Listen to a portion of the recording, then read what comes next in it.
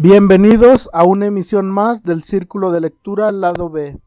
Y bueno, esta es una iniciativa de AEFA y para quienes por primera vez nos escuchan, el Círculo de Lectura lo que pretende es comentar una vez al mes una lectura, un texto, un artículo, un ensayo. Buscamos sobre todo una lectura corta que les facilitamos a través de Facebook y pues al final del primer sábado de cada mes subimos ese comentario. Me presento, soy Jorge Sánchez y me acompaña. ¿Qué tal? Buenas tardes, soy Pavel Zavala de la Asociación de Estudios Éticos y Filosóficos de Aguascalientes. Como cada mes los acompaño en el lado B. Y bueno, Pavel, como comentamos en la sesión anterior, te tocó elegir la lectura para este mes, entonces si nos quieres dar una sinopsis, ya sea del autor o de la obra o el por qué elegiste este cuento que se conoce, bueno, ahorita nos hablas del relato en sí. Ok, bueno, escogí el cuento El más bello amor de Don Juan, que forma parte de la colección de cuentos conocido como Las Diabólicas del autor Jules Barbet d'Aurevilly. Su nombre completo es Jules Amédée Barbet d'Aurevilly, que nació el 2 de noviembre de 1808 en Saint-Sauveur-le-Vicomte, en Normandía. Eso es importante. Jules Barbet es normando. Más adelante vamos a ver por qué. Y muere el 23 de abril de 1889 en París. Cabe mencionar que Jules Amédée Barbet era parte de una familia aristocrática terrateniente de Normandía y se vio gravemente afectada esta familia tras la Revolución Francesa. Jules Barbet, junto con su familia, formó parte de algo que se llamó la chouannerie, algo que se puede traducir como la tecolotería. En francés, búho se dice hibou, pero en Normandía tienen una palabra proveniente de su dialecto, el normando, que es chuan, que podría traducirse como tecolote. ¿Y qué hacían los tecolotes? Bueno, luchaban o abogaban, mejor dicho, por restablecer la monarquía francesa, es decir, regresar a los descendientes de Luis XVI al trono de Francia. Y evidentemente no estaban muy de acuerdo con las acciones tomadas por Napoleón, porque de alguna manera Napoleón representaba los valores de la Ilustración. De alguna manera Napoleón retoma los principios de la Revolución Francesa, de la Ilustración, a su manera, evidentemente los tergiversa para ser él quien represente a la Revolución Francesa, pero en Normandía surge este movimiento para quitar del poder a Napoleón, para quitar esta división de poderes del Estado francés y regresar a la casa real de Luis XVI, ¿cómo se llama? Al trono. Quieren restablecer una monarquía. Y Jules Barbet, de alguna manera, tiene estos principios. Él es muy conservador. De hecho, la idea de las diabólicas, así como otra de sus novelas que se llama Un sacerdote casado, o sí, sí, un sacerdote casado, pues tiene la idea de mostrar que el pecado, lo demoníaco, pervierte el alma y de alguna manera ese camino, esa vía negativa, es una vía segura para llegar a Dios. Jules Barbet también fue conocido como un crítico literario, se movía en el mundo de los dandy. De hecho, si lo llegan a buscar por ahí en Wikipedia, van a ver que tiene una forma de vestir que de alguna manera recuerda a Oscar Wilde, otro de los dandies de la época. Y bueno, se nota en la literatura de Jules Barbet eh, este deseo, esta nostalgia por la monarquía, por los tiempos en los que Francia era un imperio, que estaban gobernados por una casa real. Y bueno, eh, se puede ver, por ejemplo, en este cuento de El más bello amor de Don Juan, en donde se describen estas casas, estas cenas de la aristocracia, cenas muy suntuosas, en palacetes privados, llenos de seda, de oro, de plata, es decir, muy, muy aristocrático el ambiente y bueno, eso es a grandes rasgos la biografía de Jules Amédée Barré d'Aurevilly.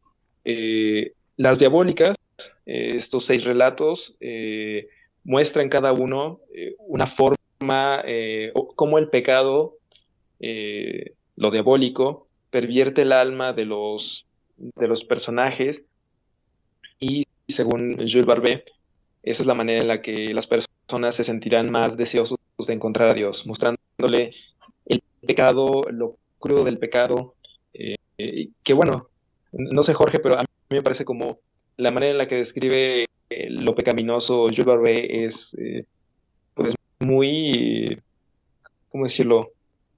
Muy romántico, o sea, muy, con muchos conceptos, con muchas palabras muy elevadas, con un lenguaje muy adornado, que para nosotros no suena para nada pecaminoso, aunque probablemente para la época sí resultó muy melodramático,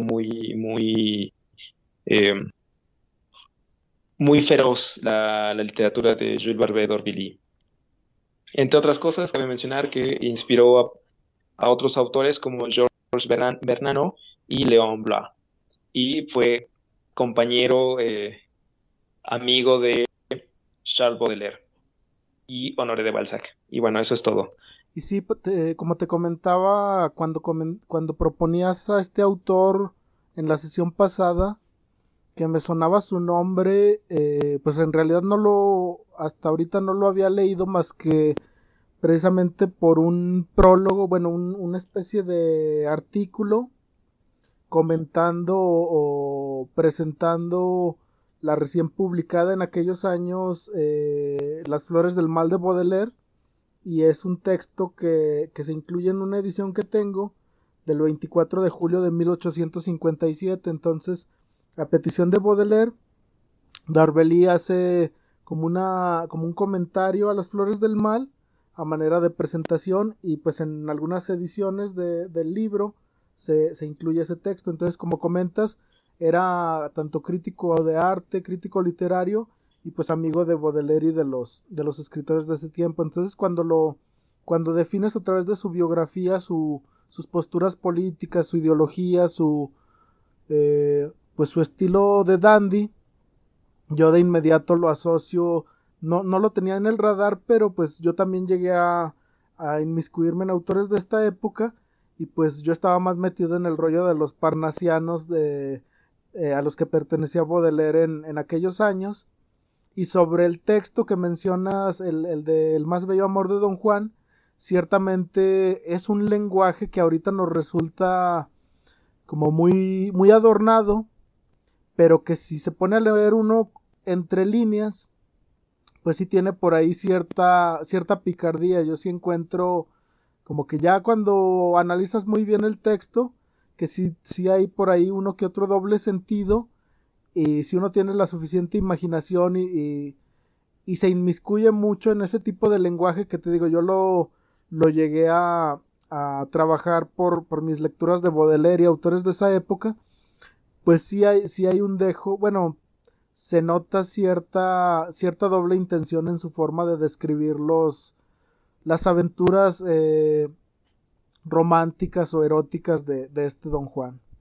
Y bueno, te doy rápidamente y para la audiencia mi impresión del texto, pero yo creo que nos va a llevar a un poquito más adelante a hablar como la figura de Don Juan a través de la historia. Pero en cuanto al relato, para quienes se hayan animado a leerlo y quienes a partir de esta escucha, de escuchar nuestro audio, le den una lectura al texto, se darán cuenta que tiene una forma muy rebuscada de presentarnos los hechos, porque empieza con un narrador que de oídas tiene conocimiento de la historia que nos va a contar, y entonces se la platica a una dama, una señora, de que después de la muerte de Don Juan pues está como dando testimonio de uno de sus últimos fiestas en las que convivió con varias de sus amantes, todas damas de sociedad. Y entonces llega un momento donde nos platica, como que toma la voz de Don Juan Y entonces platica la cena que está con estas damas y a su vez Don Juan platica, le preguntan cuál fue como su amor más importante sí, por así decirlo.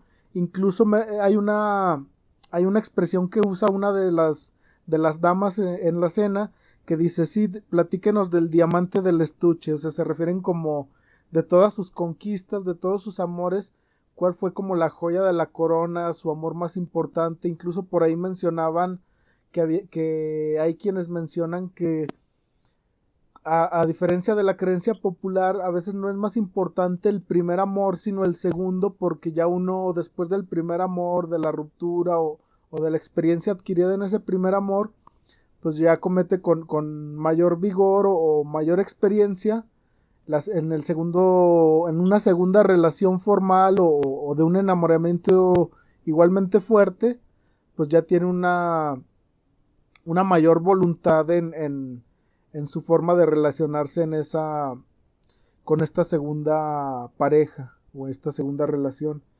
Y él menciona a una mujer que fue su amante o con la que mantuvo una relación sentimental y al momento de estarla describiendo que le dedica varias páginas a su descripción, pues te haces una idea de que es una mujer joven en sus 18, 17, 20 años, pero a medida que te la va describiendo llega un momento donde te explica que ya es una mujer casada, que incluso tiene una hija de 13 años, y entonces te va siguiendo ese relato de su aventura con ella, y ya en la última parte del relato, el primer narrador que toma la voz de Don Juan, a su vez toma la voz de esa amante que le platica a Don Juan, y Don Juan a su vez le platica a las convidadas a su cena que la hija fue a confesarse con el sacerdote y lo que sale de esa confesión. Ya si quieres al final hacemos spoilers, pero ese sería como a grandes rasgos una descripción del relato, Pavel. No sé si tengas como tu propia impresión o de seguimiento a lo que acabo de comentar.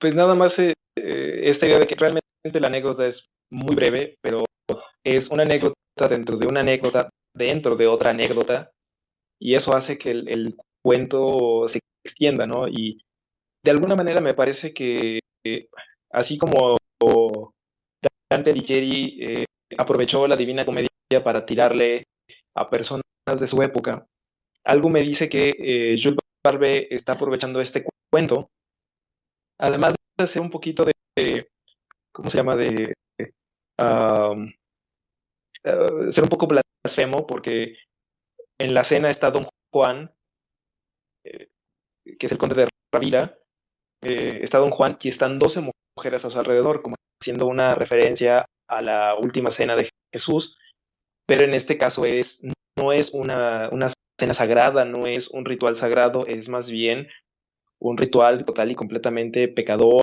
blasfemo, en donde el, las personas que participan están unidas por el pecado, ¿no? Todas esas mujeres, algo me dice que son representaciones de mujeres de la época de Jules Barbet y le está tirando a ella y a sus familias, ¿no? La hipocresía de estar casadas y al mismo tiempo haber tenido amantes o haber sido partícipes de el pecado de la infidelidad. Creo que algún francés de la época ha de haber estado leyendo el cuento y ha de haber dicho, hey, esa duquesa o ese conde, su nombre se parece mucho al conde o a la duquesa de tal familia, y seguramente encontró ese doble sentido, ¿no? De estarle, de estar denunciando Jules Barbet los amoríos fuera del matrimonio de ciertos hombres o de ciertas mujeres. Eso por una parte, ¿no? Y por otra, pues este elemento medio blasfemo es como una última cena, de hecho es la última cena de Don Juan, del conde de Ravila, porque dice que es la última vez que se le ve acompañado de tantas mujeres, se le ve acompañado de tanto deseo, eh, pero es una última cena blasfema, ¿no? En donde todos están unidos por el pecado y no por un lazo sagrado. Y bueno, ahí estaría mi comentario sobre la síntesis del texto. Que fíjate, sí, sí recordaba esa parte de las 12 mujeres acompañando a don Juan en la cena, pero al momento de hacer la primera lectura, cuando hice la lectura no, no lo asocié con la última cena, pero tienes razón, sí, sí es toda la intención hacer como esa, espejear la última cena de Cristo desde una perspectiva blasfema. Y un poco, pues nos deja con esta como ir rememorando que la figura de Don Juan, no sé si la palabra sea arquetipo, pero es una figura que se ha mantenido en distintas épocas, incluso, pues yo creo que en cuestiones literarias sería equiparable al Fausto. Fausto también una figura que inicia en el folclore del norte de Europa, no sé si específicamente de los pueblos germanos, allá por el 1500, y que desde iniciar como una leyenda, pues se estuvo manteniendo durante siglos y escritores de gran talento llegaron a hacer su versión de Don Juan. Yo creo que la más famosa o la que asociamos inmediatamente al nombre de Fausto es la de Goethe, pero muchos autores escribieron su versión de Fausto, incluso ya en el siglo XX Paul Valéry hace su versión en una obra de teatro y él mismo menciona que son de estos personajes que cada quien debería hacer su versión de Fausto. Igual pasa con Don Juan, hay muchos autores que han hecho su versión de Don Juan. Pues para los latinoamericanos o los hispanoamericanos tenemos la de el Don Juan Tenorio de José Zorrilla y pues hay muchas, desde versiones eróticas como la de Guillaume de Apollinaire hasta pues autores como Lord Byron o en distintos siglos han hecho su interpretación de Don Juan, incluso el cine. Mencionábamos antes de iniciar la grabación, Pavel mencionaba por ejemplo el Don John, una película más o menos reciente interpretada por Joseph Gordon-Levitt y Scarlett Johansson, que trata como de actualizar la leyenda de Don Juan o el arquetipo de Don Juan. Y yo me acuerdo de una película setentera de Mauricio Garcés, que sería el equivalente del Don Juan mexicano, o el Don Juan de aquellas épocas. No recuerdo el nombre de la película, nada más lo menciono como anécdota, Pavel. Eh, Era una película donde eran tres matrimonios que se reunían cada cierto tiempo como para un aniversario o una fiesta, tres parejas y además de esas tres parejas estaba el personaje de Mauricio Garcés, que era como el invitado ahí, amigo de todos ellos, y se supone que él como que no alcanza a llegar a la fiesta porque su avión choca y entonces todos piensan que se murió y entonces las mujeres confiesan a sus maridos que las tres fueron infieles con Mauricio Garcés. Y luego, eso es como a la mitad de la película. Y luego resulta que él no iba en ese avión y llega días después. Y pues ya como que se desbarató de toda esa amistad y todas esas relaciones. Y al último te dan la idea de que a lo mejor alguna de esas mujeres se va a quedar con Mauricio Garcés. No recuerdo el final, pero pues es como lo más cercano a este tipo de historias o lo que me recordó este cuento de Arbelí. No sé si tú lo Que, relaciones bueno, más que casi, con la de Don John. pues, es que a mí me parece que todas las historias de Don Juan de alguna manera hablan de el arrepentimiento del seductor, ¿no? Este seductor que se pasa toda su vida yendo de mujer en mujer o a la inversa, ¿no? De hombre en hombre, en el caso de los personajes femeninos, eh, pero se arrepienten al final de sus días, ¿no? Y, por ejemplo, en el caso de Don John, de Joseph Gordon-Levitt, hay como una especie de redención del personaje. Eh, esta historia de Mauricio Garcés tiene toda la idea de se va a arrepentir de alguna manera, ¿no? O las personas a su alrededor provocan que se arrepienta de su forma de vida. La obra de teatro de José Zorrilla está pensada específicamente para que el personaje de Don Juan se sienta arrepentido de sus actos y quiera encontrar el amor de su vida. Y el texto de Jules Barbet me parece que también de alguna manera habla ¿cómo se llama? Del arrepentimiento de Don Juan, en este caso el conde de Ravila, cuando le piden que hable de el diamante en la caja, ¿no? De su más grande amor, resulta que habla de el amor que le tuvo una niña de 13 años, eh, porque no encuentra ninguna otra anécdota, ningún otro amor que pueda ser digno de ser tenido como el amor de su vida.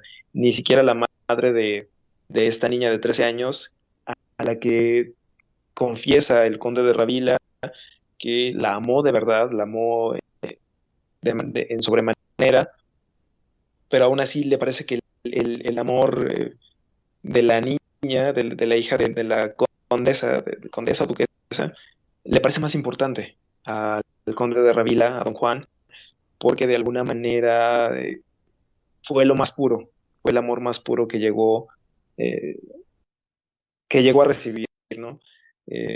Casi todas se da a entender que las otras mujeres querían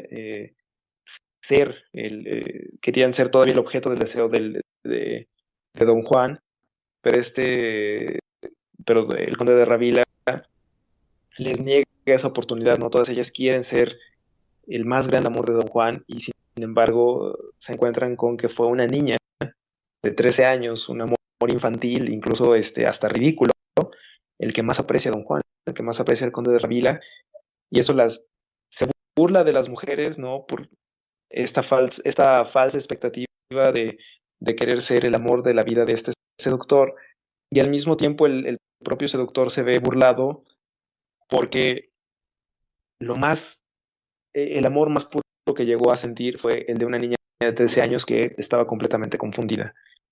Entonces es como, al final, el seductor se arrepiente de su forma de vida, la moralina, ¿no? La moraleja queda ahí bastante clara.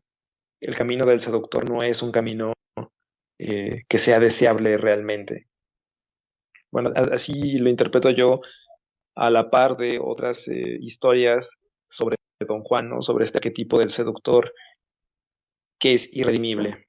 Que incluso si analizamos el arquetipo de Don Juan, lo podemos ver desde esta óptica de que lo que al personaje o a este, pues sí, a este personaje en cualquiera de sus encarnaciones, de cualquier autor o del folclore en sí, pues siempre se ha manejado esta idea de que la gran motivación de Don Juan como seductor es la conquista en sí, o sea, el reto de conquistar a una mujer y que una vez que ni siquiera el obtener a lo mejor favores sexuales de esta mujer, o sea, el simple hecho de que la mujer le dé el sí, que se entregue desde el simple hecho de que caiga rendida a los pies de Don Juan, o sea, que la mujer quede prendada de él, pues ya en ese momento pierde interés para él, ya sea que consume o no el acto sexual, pero el simple hecho de haber seducido a la mujer, o sea, logrado la seducción,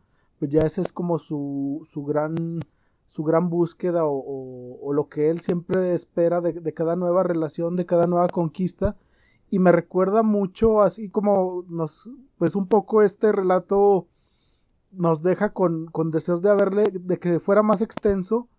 Lo podemos ver en el diario de un seductor de Kierkegaard, que su personaje de Johannes de Silentio sería pues la versión de Don Juan de Kierkegaard, que este personaje está pues haciéndole la corte a Cordelia, pero que platica que primero para seducirla la va a ignorar y le va a poner más atención a la tía. No sé si recuerdas esa novela, y poco a poquito se va ganando el amor de Cordelia, y pues de según el texto, cuando finalmente la conquista como que pierde interés en ella, ya a nivel biográfico, a nivel histórico, pues ese texto lo asocian a la historia verídica de Kierkegaard con Regina Olsen, pero ya sería comparar la biografía del autor con el relato para decir cuál es la intención de Kierkegaard, pero pues en ese sentido sería esa parte, y que el Don Juan de Darbelí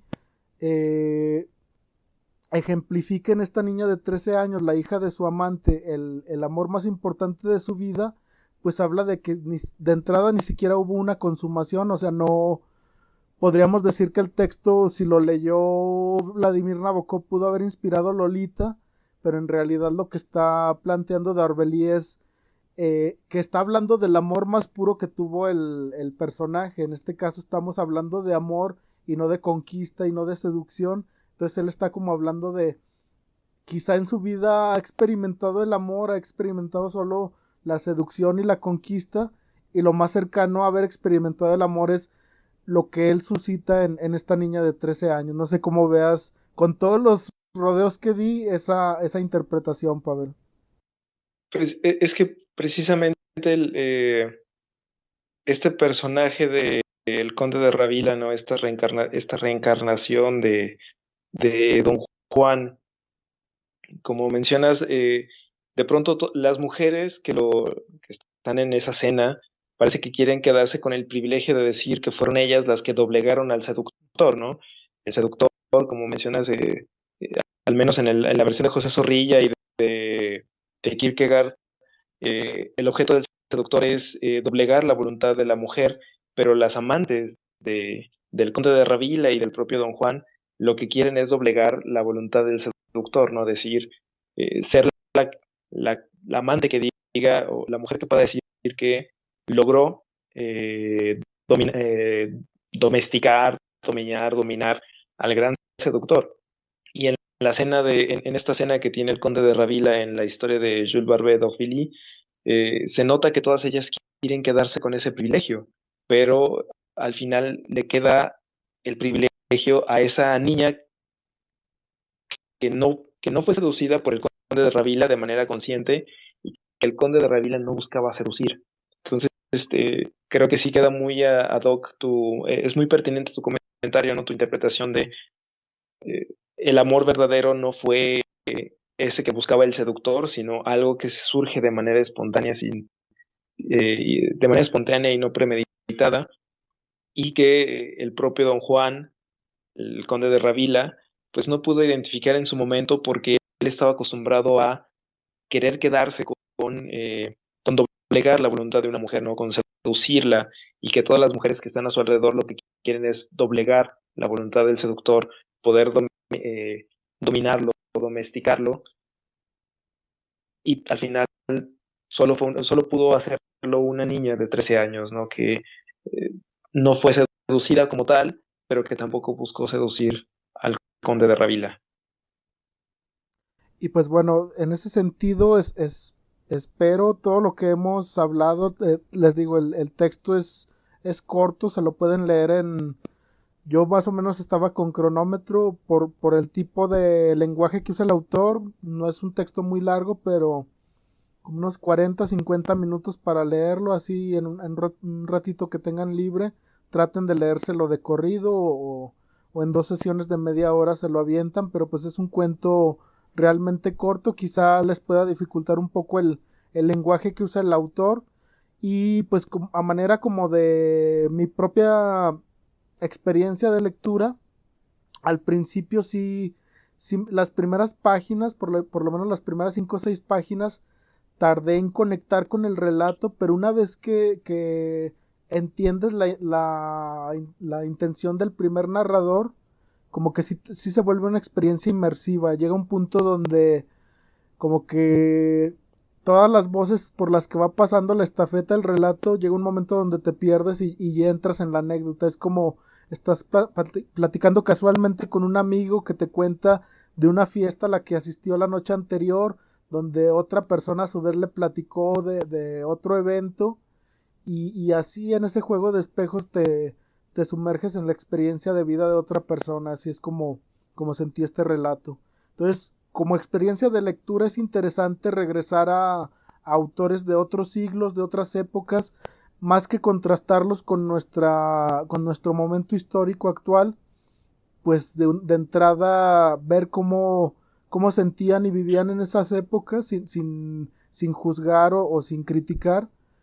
Y pues es interesante porque pues amplía tu perspectiva de lo que tú puedes vivir, tu propia interpretación del amor. Me parece interesante, Pavel, que este concepto de Don Juan que persiste hasta nuestros días, que incluso ahora con la nueva búsqueda de igualdad también se puede aplicar a mujeres. No me atrevería a decir bajo qué nombre, quizá en la literatura o en el psicoanálisis haya un arquetipo de mujer seductora. Quizá en el folclore popular se hablaría actualmente de la cougar, pero así como un nombre tal de literatura no asocio ahorita con una mujer en particular. O sea, un personaje femenino de arquetipo equivalente a Don Juan, pero yo creo que sí está por ahí, pues hay que igualmente rastrearlo y compaginar ambas perspectivas tanto en el hombre como en la mujer en relación a pues el amor entendido como una lucha de poder, pero que finalmente cuando las dos personas se rinden, cuando las dos personas ceden de común acuerdo, pues yo creo que el amor sí se vuelve algo cercano a ese sentimiento que pudo haber sentido la niña por Don Juan. Y que lo lleguemos a experimentar con otra persona de mutuo acuerdo, pues yo creo que es lo ideal. O no sé tú cómo lo vivas actualmente, Pavel. Pues bueno, yo creo que, como bien señalas, sería bueno rastrear la versión femenina de Don Juan. Eh, Creo que podríamos encontrarlo en los mitos de Circe, probablemente algunos otros de la Edad Media.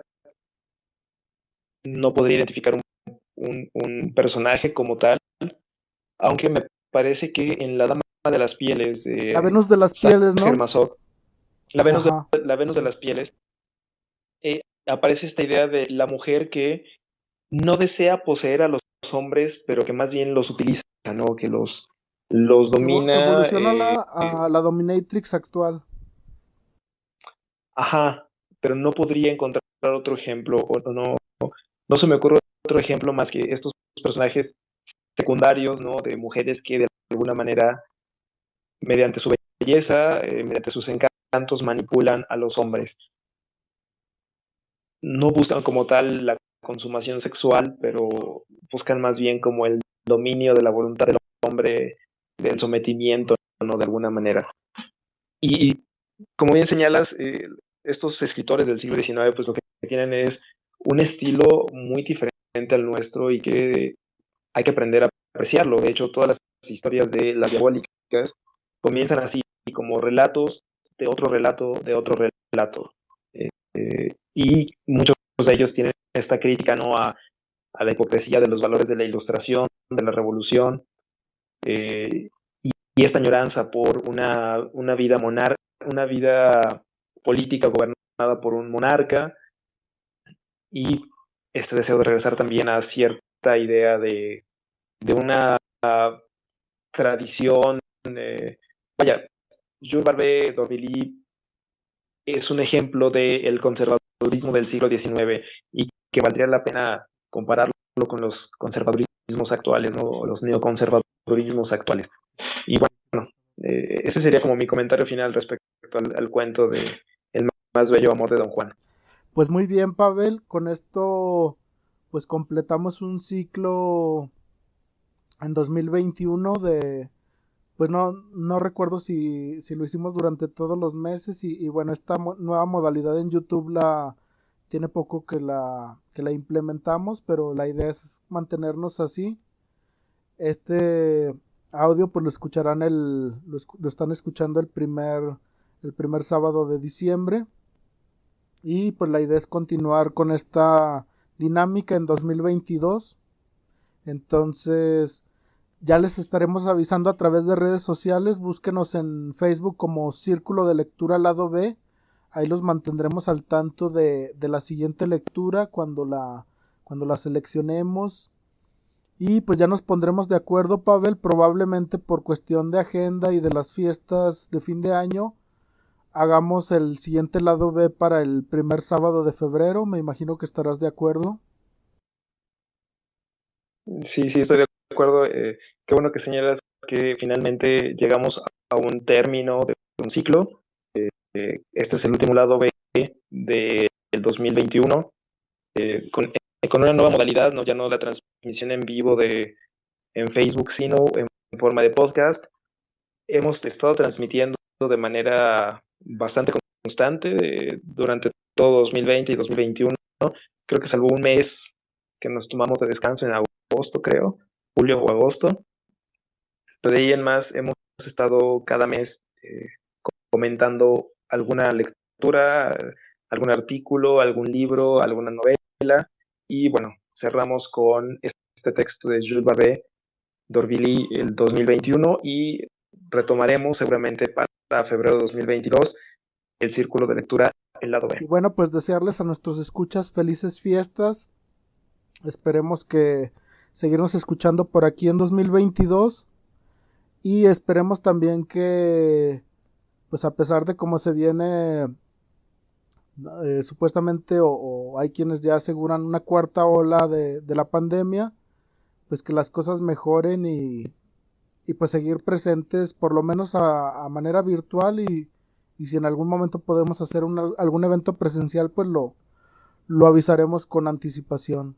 Entonces de mi parte, pues gracias por estas participaciones, Pavel. Nos estaremos viendo el próximo año o escuchando. Y pues de mi parte todo, si quieres despedir el programa. Jorge, gracias por mantenerte constante con el lado B. La verdad es que tu iniciativa ha mantenido este programa, que es parte de los programas de la EFA, de las actividades que hace la EFA.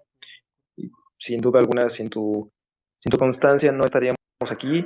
Pues bueno, agradecerte, agradecer que sigas constante con esto y pues bueno, ojalá que la cuarta ola, bueno, para evitar la cuarta ola lo mejor que podemos hacer es seguir lavándonos las manos, utilizar el cubrebocas cuando estamos en lugares concurridos, salir lo menos posible, siempre lavarnos las manos y si nos toca vacuna, pues ir a vacunarnos, ¿no? La que nos toque, CanSino, Sinovac, el Sputnik, yo quería el Sputnik, pero no me tocó, Pfizer o la que caiga, pero que corran a vacunarse cuando puedan. Y bueno, de mi parte sería todo. Muchas gracias, Jorge, y también gracias a la EFA por permitirnos seguir con esta actividad, aunque sea a distancia y de manera virtual. Eso sería todo. Pues muy bien, Pavel, ahí lo tienen. Gracias por escucharnos. Terminamos la transmisión del lado B en esta ocasión. Búsquenos en aefa.ags en Facebook y también estamos en YouTube como aefa.ags. Adiós. Hasta luego.